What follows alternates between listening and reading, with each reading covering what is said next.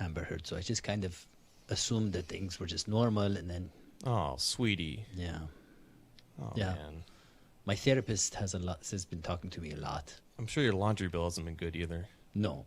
In fact, that was one of the problems. I told my therapist I actually found her more interesting when I found out about that, and he said that's not normal. Yeah. Yeah, I could have told you that. You have Yeah. to go to a therapist. Yeah. Especially with your diet. I can't imagine what you eat Oh, in your it's house. a mess. It's a Yeah. mess. I thought it was a group activity, and yeah, it wasn't. Little too much info there. It was a statement of, dominance. certain- I'm the yeah. yeah. Like the way cats pee. Yeah. Well, I mean, at least Don't bring them into this. Well, no, the cats are innocent. Angels, really. Yeah. Like John said, we might have an all-cat Super Bowl. All right, y'all. What should we make of Carson Palmer's Bengals career? Will Joe Mixon have his finest season yet? And is it time for Willie Anderson to get into the Hall of Fame? Coming up, we'll answer those questions and more, so get ready for biting analysis and illuminating insights from John the Brain Sheeran, pseudopsychology, vegan Buddhist recipes, and rune reading from Dr. Hodgie the Electric Smoji, and uber-capitalist and borderline fascist ramblings from a man who would make the love child of J.P. Morgan and Joseph Stalin turn in his grave. Dadio Mustache MacDuke, because this is the #1 Bengals podcast. Wow, that was Thank you. nice. Yeah. So profresh. Thank you, HR. Wow. Well, Pro-fresh, not profesh, because it was fresh and professional. yes. Yeah. Well, Yeah, we're gonna start kind of sticking to an agenda, having a little regiment. We've been getting a little willy-nilly the last few Exactly. weeks. Don't throw out agenda with Dadio. He'll take that the wrong way. That's true. Well, welcome to the #1 Bengals podcast. I'm your host, Dadio McDuke. I'm joined as always by Dr. Hodgie Electric Smoji and John Willie Nelson Sheeran. And, of course, we have HR in the room. I'm talking about Bridget Janchow. Did I read that right? I think I did. No. But it's probably your best yet. Thank you. Bridget Jankars. And we have a very exciting show. We have a very special guest who paid a lot of money to be on the show. Yeah. And we're going to have him on for the final, second to last segment. But before that, we have some off-season material for you. We're going to be talking about, as Bridget said, we're going to be talking about the legacy, if you can call it that, of Carson Palmer. We are going to be talking about Willie Anderson and the Jungle to the Hall campaign. And we are going to talk about Joe Mixon's efficiency and effectiveness this year. But first, we got to talk about Brinks.tv, because they have just released a very, very insightful, fun podcast. It's called Mr. Believe Me, Dear. And it is about all the kind of behind-the-scenes thing about the show Mr. Belvedere that nobody really knew when they were filming. That, Mr. Belvedere was actually from the Bronx, and he faked his accent, And you have Wesley, the child, was actually a very established theater, actor who was just walking around on his knees. Nobody knew that either. So a lot of fun things about that show. Yeah. Can't wait to watch that. You gotta listen to that and watch that and brings that to you. But also make sure that you like and subscribe and comment and turn on notifications and leave messages in the chat. But most importantly, to share the podcast with your friends. Tell them I watched this. Yes, I'm not ashamed of it. And by the way, we took a poll of what fans want to see in terms of merch. And it seems like the most popular opinion is the mustache and beard of me and Hodgie. And so we are going to get working on making that merch for you. So, yeah. Does John. the curtain match the drapes? That's what they want to know. Right. John, how are you doing? Doing good, man. But I feel like, I don't know, it feels a little unfair, especially to Bridget, because, growing facial hair is a little bit harder for her, but also for me, because I don't really grow like that good of facial hair. So I feel like you've got the eyebrows. I'm a little down. discriminated against. I'll be honest with you. I'm just a little bit. Well, like in the DNH sports logo, John, you have the hats. You have the hat represents the John. I guess. Brains can't grow hair. Yeah, was anyone interested in also the profile of a very long mid-30s lady's hair and eyebrows for John? The H represents the HR, in the DNH. So we have that. I want to use rather than- whatever you're using on your hair for my beard, the conditioner or something. Is this natural fruit juices or what is it, Bridget? Because it looks great. Oh, Mitchell.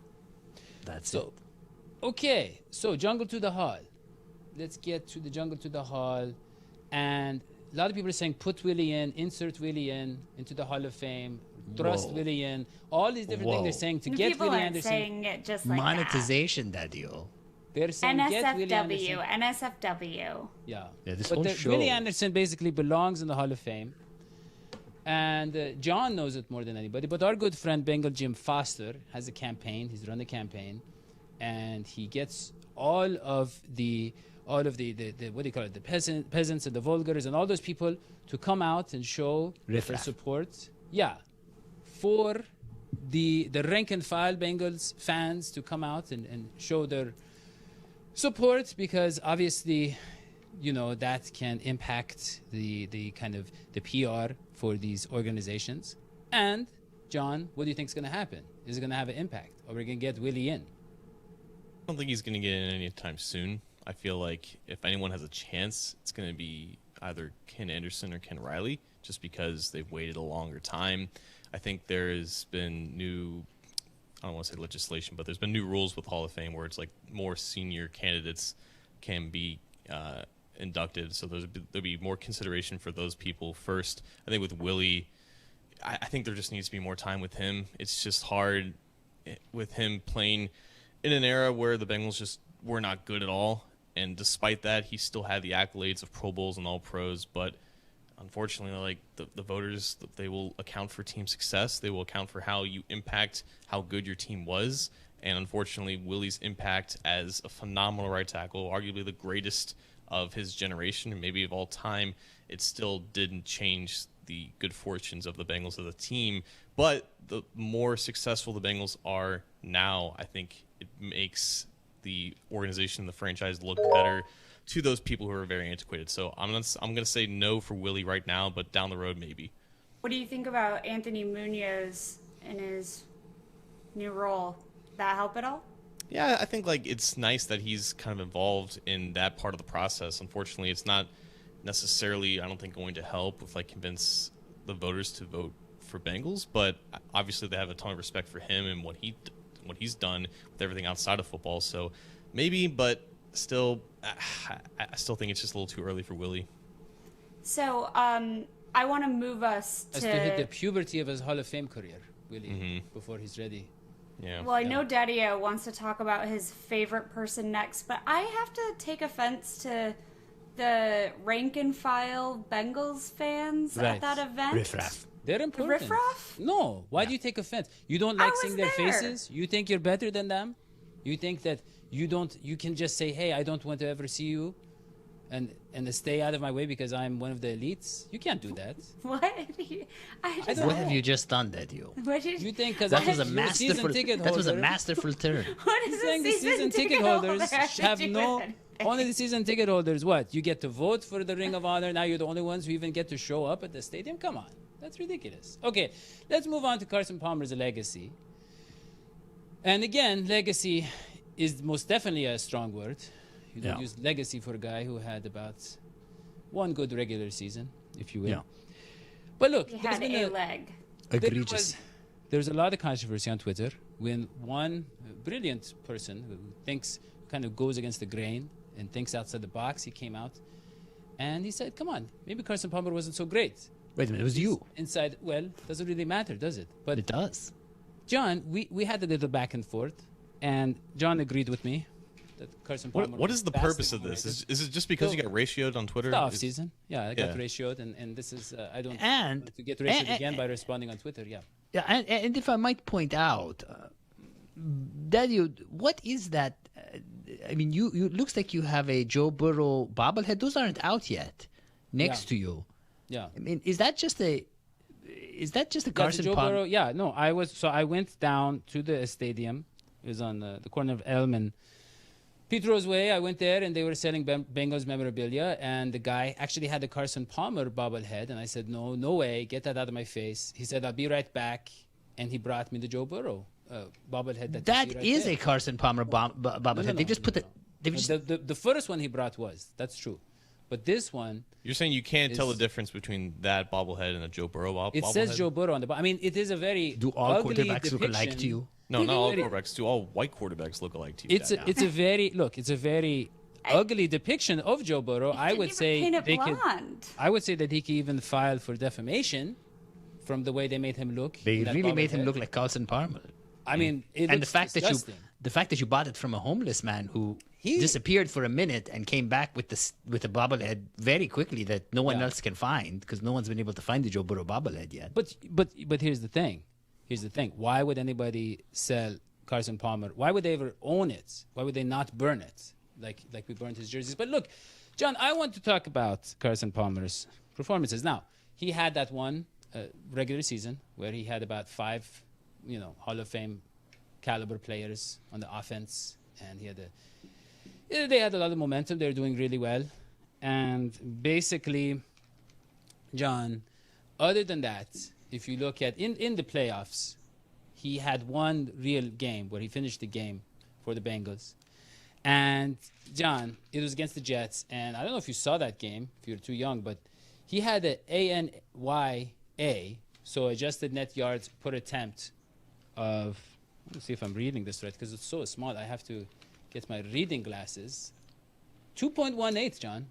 2.18. I didn't know that you could throw the ball and end up with 2 yards per attempt. And he also had a quarterback rating of 58.3. And Seems more of a shove than a throw, really. yeah, he was more of a little shove. But here's the thing, John. Also in prime time, of course, and by the way, that playoff game against the Jets, all of those numbers were significantly lower than what one A.J. McCarron had in a terrible game offensively, where it was raining and they didn't do anything for 3 quarters. He still had way better numbers than Carson Palmer. And then you go to, John, his Cardinals career, because he says, hey, the Bengals are a mess. They're this. Joe Burrow shouldn't go there. Then they go to the Super Bowl. It's like, oh, Joe Burrow shouldn't stay there. They're not going to get him a line and all that kind of nonsense. So he goes to the Cardinals, and he says, this is a real NFL team, right? And they put a great roster around him, great coaching. And, they're Super Bowl contenders. And he has an MVP caliber season with the top 3, top 5 voting MVP that year. So no one could say, oh, he was injured, he was this, all the excuses they make. He was having a great season. And then, John, what does he do? He throws 6 interceptions in 2 games. 6 interceptions in 2 games. And trying to find out the numbers here. But Dadio, how long ago was all this? How long are you going to keep talking? I was wondering, 30 what's the seconds? point of You're this? just going to cut me off in 30 seconds. I just want to know, like, how long ago did these events happen in history? this was the Cardinals one was 6 years ago. 6 years ago. Carson Palmer is one of the most talented quarterbacks to ever wear a Bengals jersey because he was a #1 overall pick who won a Heisman Trophy. He was a legitimately Didn't great win a Heisman quarterback. in Cincinnati, John. Who gives a crap? In 2005, he was really good. In is the greatest 2006, receiver he was also ever. really good. He got injured in 2008 after a down year in 2007. He continued to be injured in 2009 when they just ran the ball 400 times. Then in 2010, the team was a joke, and he wanted out of there because the team He was a taking joke. it serious. He was the reason they were a joke, John. John, He threw was 20 that- interceptions. wait, And then he John, changed teams a few years later, and then he was still He was really good at terrible. 35 He was years old. terrible on the All right. Raiders. John, Is Carson there a Palmer was a point? much Is better there quarterback any than he point? Wait, I have a It's not even question. debatable. I have a question. wasn't talking John, about that. was it Heisman with an S or with a Z? Because Hold the on. quarterback I was coaching won the Heisman with a Z, and I'm telling you that was a very easy thing to win. John, here's It was what a I want to say. 7-Eleven You compare sponsored. them to Dalton. On Twitter, they were saying, oh, we would have done the same thing we did this year with Burrow, with Palmer, if he was healthy. That's what I'm saying is a lie. No, Palmer would not have won us 3 playoff games. No way. McCarron maybe. Never So once- this whole segment is to justify the crappy bobblehead that Dadio got on No, the Bridget, corner. you have to listen. Bridget, That's you a have to good point. understand. Let's wrap it On up this with show, once in a while, we descend into this weird obsession that Dadio has with. Oh, I know. He So still we're owes gonna me move money. on. Okay, It look, reminds you you of got some duped. people You who are got obsessed duped. with money. China, or some I people who are paid for obsessed tickets, with. man. You That got- guy was a mess. You Okay, got look. duped. You got duped. You now own a Carson Palmer bobblehead. That's not the Carson Let's talk Palmer. about. Yeah, you didn't Default. land on Let's Carson talk Palmer. about Carson Mixon. Palmer landed on us. Let's The talk poor about guy. let's talk about It now. was very hot. Let's- No, it was very hot last week. The poor guy put his Joe Burrow bobblehead in the sun, and it ended up looking deformed, like Carson Palmer. Look, let us move on to the Joe Mixon discussion, John.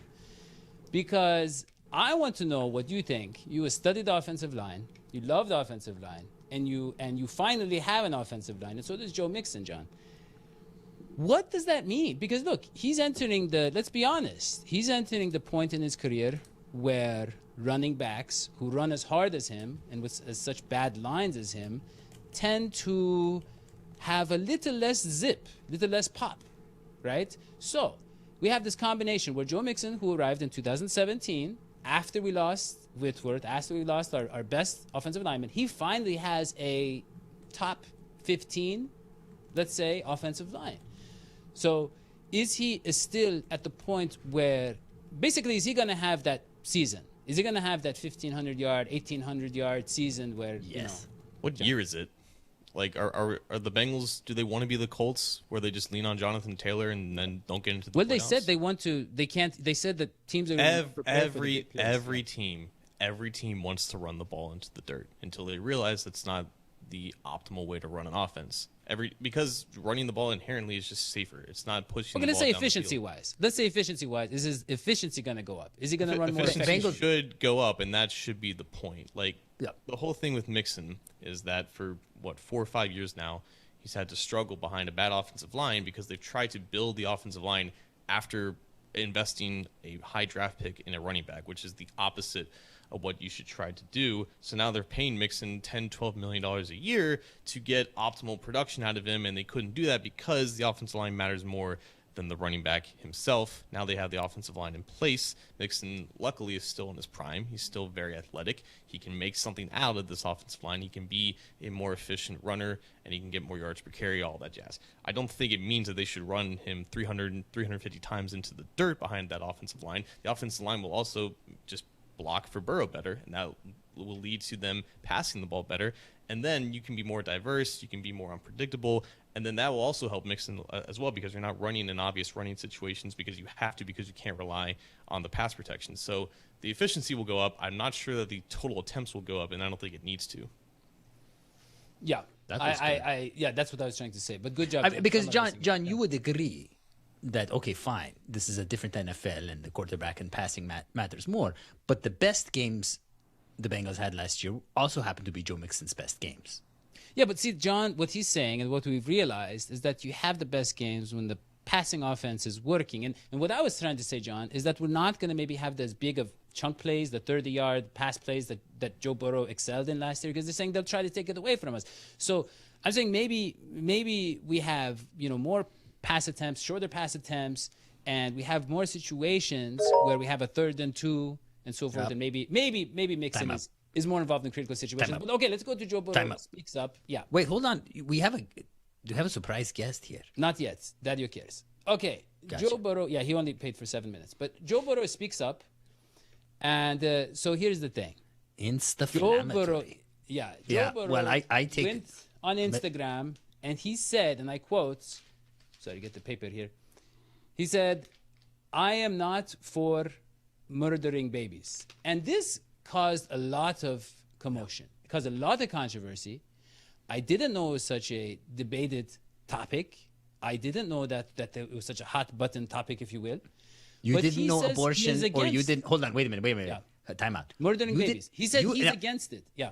You didn't know abortion was a hot topic, or hold on, let me guess. Yeah. You didn't know that abortion had anything to do with fetuses. No. I just read the first line of his post. It said, "I am not for murdering babies," and I thought it was obvious. I agreed with it, but apparently a lot of people did not. And I thought that was interesting. John, Bridget, what do we do in this scenario? Behind that mustache. Yeah. What do we do in this scenario, really? I mean, it's such a tough scenario. Go back and you guys let me read the first line. At least I read the first line. So first off, hold on. I think we have to. Do you know how babies are born? I think we need to start at the basics. We don't have time for that. We don't have time for that. I think he thinks a stork is involved. Go ahead. And with who he is, let him think that. He doesn't vote. We know that. So Joe Burrow shared, I think what we need to make really clear is Joe Burrow shared a post, and I don't remember the name of the account of the post he shared. So this is not something Joe Burrow wrote on his own. he shared a what I would call pro-woman post. Other people may not agree with me. That's my opinion, sister. and that's how I took it. I really appreciated it. I take offense. A 7-year-old intern to the Insta-flammatory post. I thought it was Joe Burrow using his platform. But he shared the account. CJ Uzama shared the exact same post from the exact same account. Typical CJ, just copying everything. Following Burrow about 6 or 7 hours ago today. But this is not something like Burrow came up with, this 3-page pro-woman post. This was Bridget, something I shared it too, just for the record. Yeah, but that's okay. The 3 of us. Thanks. Yeah, but they all just pay attention to Joe Burrow. Yeah. Yeah. It's the same thing that he did a couple weeks ago. Like, he's getting praised for doing the absolute bare minimum, and it's not a bad thing that he's doing the bare minimum. John, you sound jealous too, John. I'm not jealous. I'm just saying it's good that what he's doing, but people are making a huge deal out of it. Yeah. But it's not good save. Yeah. Yeah. It's a nice gesture. I will say I appreciate athletes have a big platform. I appreciate him using it to acknowledge something that means a lot to me. I'm sure others who don't agree with it don't like it, and that's the beauty of debate. Yeah, and I think it's a nice segue. Yeah. To let us see if our next guest agrees or disagrees and wants to debate. You want to put him on the spot about the big issues. Yeah. Okay. So now I want to welcome Mr. Greg Landeslide to the show. Landsman, Greg's Landsman. Here we go. Welcome. Dadio cares. Thank you for having me. It's quite a show. Thank you. Yeah. So, Mr. Landeslide, you Landsman. You are a councilman. Yeah. Which we learned from Reggie Wilson, who was on our show. Reggie Williams, who was on our show. Yeah, he was a councilman. Yeah. He was a councilman, and he played in the NFL. Yeah. So we kind of like him better than you, Greg, because he was both a Bengal and making the city of Cincinnati better. Are you going to try out for the Bengals anytime soon? If they'd have me, I'd try out. Okay. You never know. So, Greg, I'm looking at your resume here.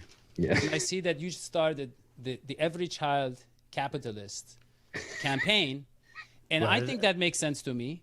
But then I started to read the details, and it says what? It says, let us give these free books to economically disastrous children.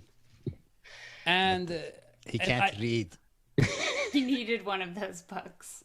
Well, my question is this. Yes.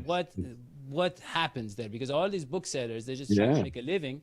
Yeah. And I don't want to use the word communist, obviously. Because I know that's probably not good for you. The books get paid for.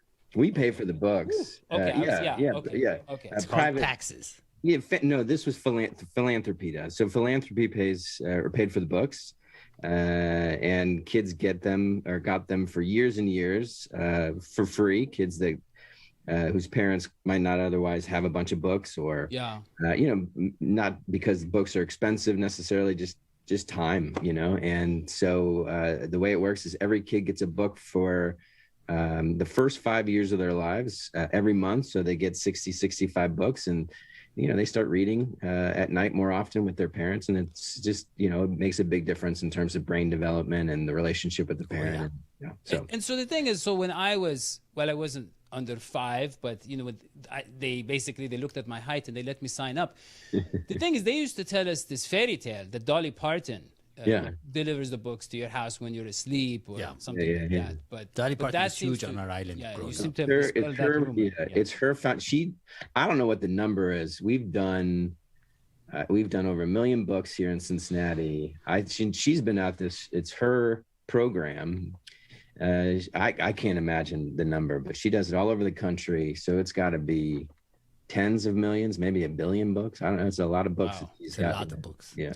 And they have a lot of critical theory in them, is what I'm hearing. No, there's no critical race theory. No critical theories. Okay. They're just children's books. I'm sorry, critical theories like mind, like teaching them how to think and all that. But they're okay with that. Mr. Landsman, I apologize on behalf of my guest. He knows nothing about politics, but I have come with some questions. Fire away. Yeah. Okay. Senator Landsman, what about Billy? A 6-year-old vegan whose parents consistently forget that honey is not a vegan food. He lives without any basic human rights, consuming bee urine infested, supposedly vegan foods. What can you do for Billy? And Senator Landsman. Billy? Yeah. What about Trisha? Yeah. A 30-year-old real estate agent who despises using petroleum gas guzzling cars but can't currently afford an electric vehicle with all the options she needs, such as panoramic sunroof. What can we do for Trisha, Senator Landsman? And Senator Landsman, let's not forget about Herman. Herman has created his own language, and yet everyone from his employer to his landlord insists that he translate all of his writings into English. Senator, how can we help Herman? You know, I'm assuming that this is sort of a take from the Joe Burrow retweet, because it wasn't that how Burrow wasn't that the content? No, This is just how I talk. This is just how I talk. Oh, okay. It's because he's the only one who knows these people. Yeah. Yeah. No, I don't know any of these people, so I'm not entirely sure how we can help. Billy, Trisha, Herman. Yeah, Billy. I hope there's a way to help. I don't know. I'm not clear. Well, let me ask you about. What about Hodgie? He's stuck on a dead-end job. Yeah.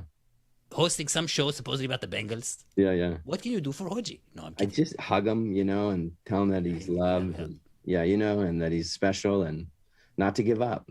So I will step in because my co-hosts just cannot be trusted with company. So Greg and I have known each other for a long time, doing work for kids and families. And so one of the things I love about being a Bengals fan is getting to celebrate the city of Cincinnati and doing great things. Greg has been on city council, and now he's running a campaign that'll, cover Hamilton County, District 1. But Greg, first of all, tell us a little bit, about your Bengals fandom, but also, what does this mean for the city, and how are you thinking about just making Cincinnati the best that it can be? Because I know as Bengals fans, we think we're on the up and up, but what does that mean to you?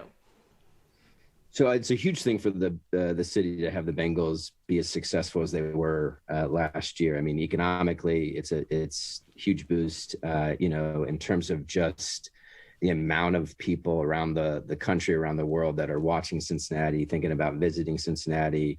It's just, it's the number of eyeballs on Cincinnati is just, grown exponentially because of how well the Bengals did last year. It also helps, I think, with, sort of the collective pride and a sense of possibility.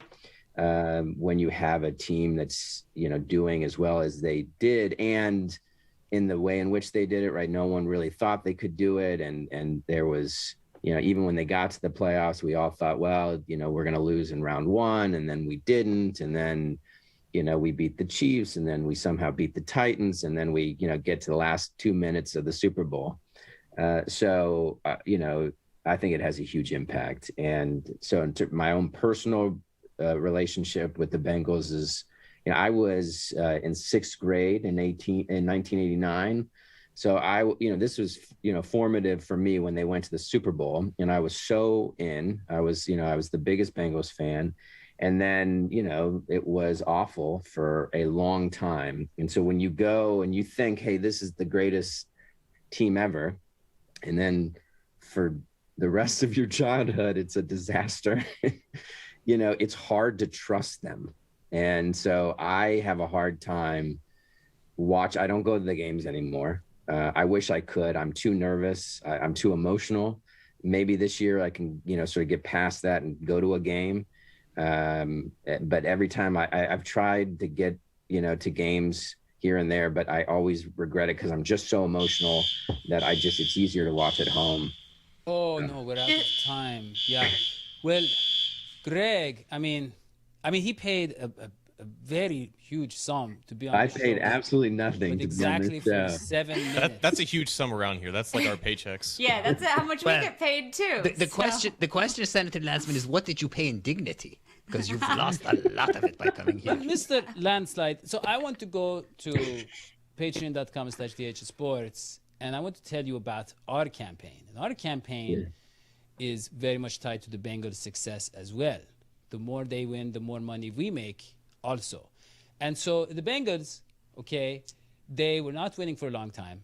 And so we were just getting by with 5 patrons for about $50 a month. Then they go to the Super Bowl, and we're up to 6, believe it or not, 6 patrons.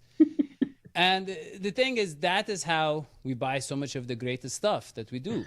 For Bridget, we got her, we told her to steal a laptop stand from her work. That was...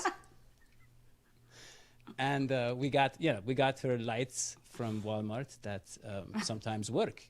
And so I'm asking you to do what you can when you're on the streets, talking to the people, speaking the truth, to get out there and tell them, look, support the Number One Bengals podcast if you love your city, if you love your community.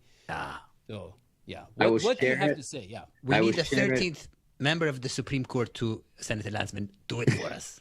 I will definitely share it, and I will be a viewer. I will be a fan. This was very funny. Thank you. And I'm a big fan of Bridget. She's one of my favorite people, and thank you. She does great work here. Yeah. Great work. Yeah. Cheap work. Great work. Yeah. Thank you, Greg. Yeah. Thank you, guys. Thanks. Okay. Well, I guess we can wrap this one up. So, John, any final thoughts about where the Bengals are headed and where the offseason is headed? When will we have actual things to talk about? Yeah, I feel like Carson Palmer would go like 14-3 with this team. I agree, Dadio. Okay, let's just wrap this up. So, I just wanted, hey, John, I don't know if you saw on Twitter, Elmo got vaccinated. Puppets are getting the COVID vaccine now. I don't know if you saw that. I did see that. Yeah, it's great for So Elmo everybody should get vaccinated. representing the puppet community, making use of his platform and doing something that's well, right. apparently, and should benefit all he didn't take puppets. to it because he's very red now. If you look at me and Hodgie, we have very natural skin tones. Well, Elmo is Bridget, distant. last time I went to get vaccinated, believe it or not, they actually turned me away. They said, you've been vaccinated too many times. Can you believe that? I mean, I think said there's 14? a Goldilocks approach to vaccination. Yeah. Well, I think that's all we have for this show. So, for John Willie Nelson Sheeran. Willy nilly Sheeran. Yeah. Too many Willies here. And HR and Dr. Electric Smoji and Greg Landslide. Very nice of him to come on the show. Yeah. That's all we have. Don't forget to subscribe and tell your friends to follow the show, like the show. We'll see you next time. So long. Esfiti. Bye.